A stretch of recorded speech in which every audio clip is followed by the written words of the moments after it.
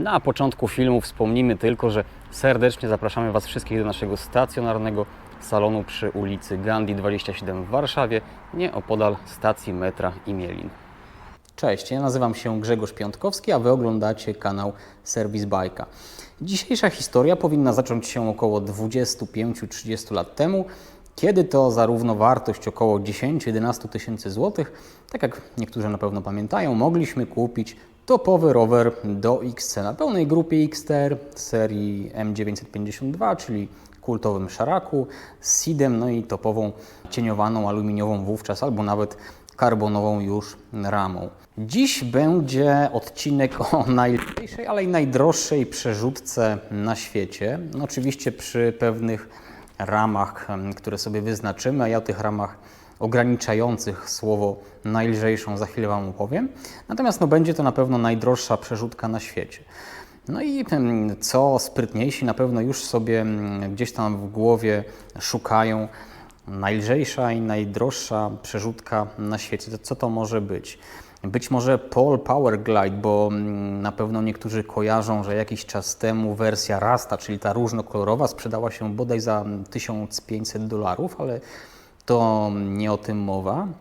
Także co więcej, szosowcy mogą pamiętać na przykład przerzutkę Lightweight, która była wykonana w 100% albo prawie w 100% z karbonu, była najlżejszą przerzutką na świecie w momencie produkcji.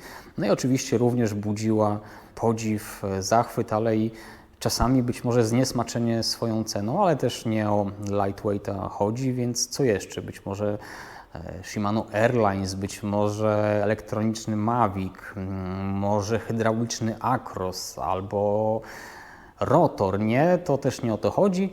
Bohaterem dzisiejszej opowieści będzie poniekąd SRAM Eagle AXS w wersji Transmission.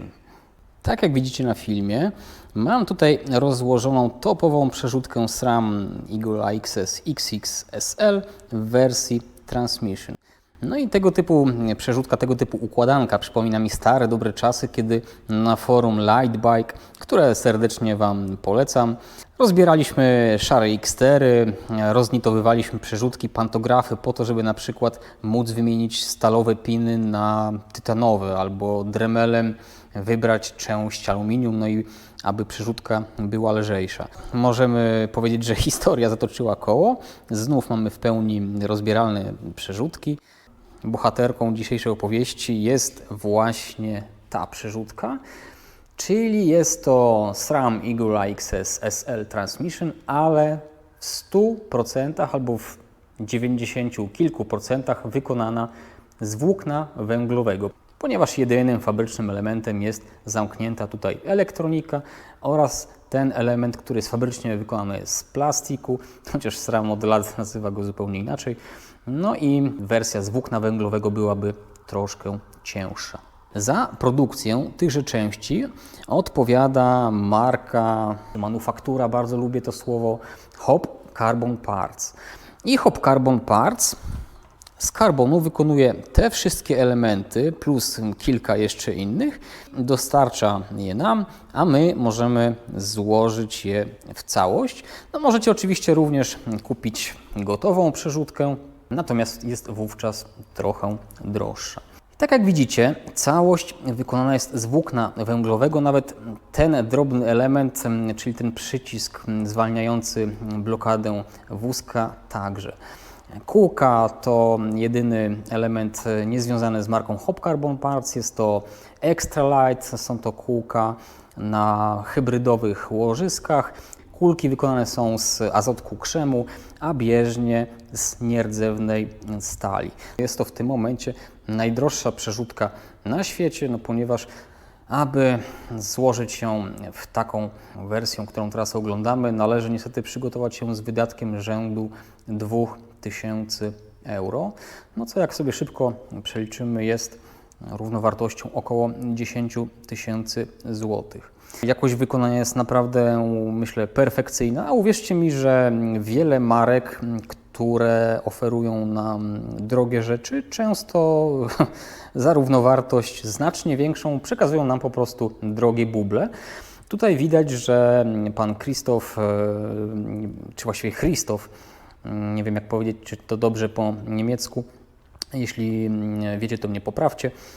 Bardzo naprawdę przyłożył się do jakości wykonania i uwierzcie mi, że nie ma się absolutnie do czego przyczepić. Wygląda to po prostu perfekcyjnie. Czy widzę tutaj jakieś możliwości do dalszego odchudzenia? Widzę. Tutaj znajduje się stalowa zwijana sprężyna o przekroju kwadratowym. Można byłoby zastosować tutaj sprężynę wykonaną z tytanu, ale ja jeździłem na tytanowych sprężynach w przerzutkach i tak naprawdę u mnie się nie sprawdzały, ponieważ pękały. I aby sprężyna tytanowa była dobra, potrzebna jest naprawdę wzorcowa jakość wykonania.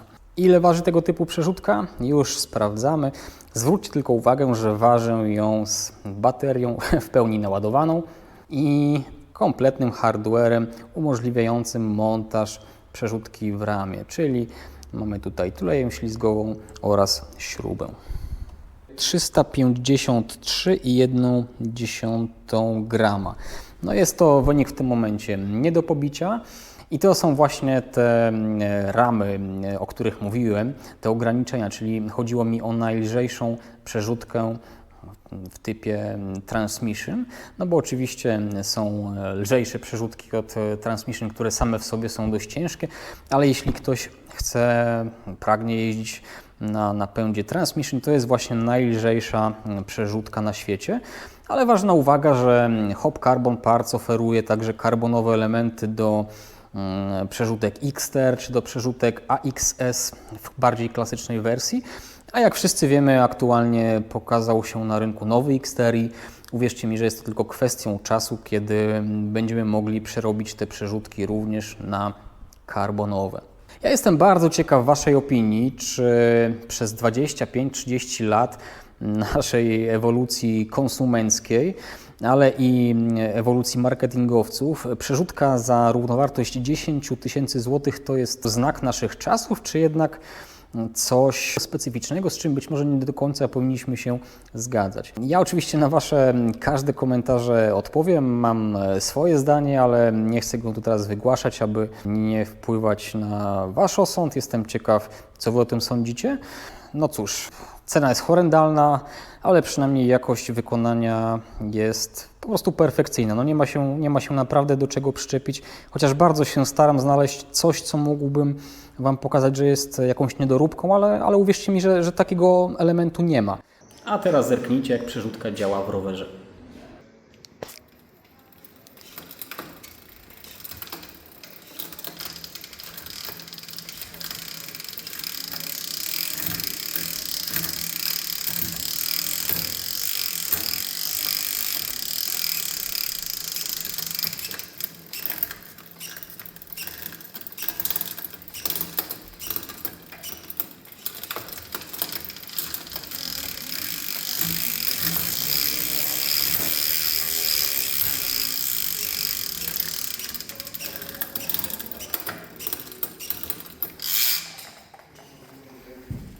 Mamy to.